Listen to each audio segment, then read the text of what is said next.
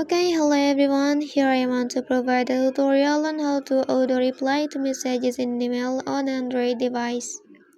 Here I'm using an Infinix Note 30 NFC device, but this step you can also apply it on all types of Androids. Okay, before going to the tutorial, please click subscribe for more information. Okay, the first step, please open the browser on your device, and then you type gmail.com.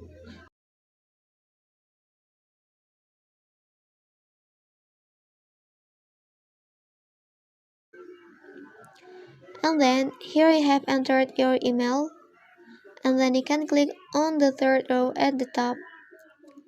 After that, here you can select the settings and activate the second option. And then here you can set your start date and end date using this feature. Okay, after that, on this first column, you can fill in the subject as follows. And for the second column, you can fill in the message that you want to send automatically. For example, after that, here you can click apply.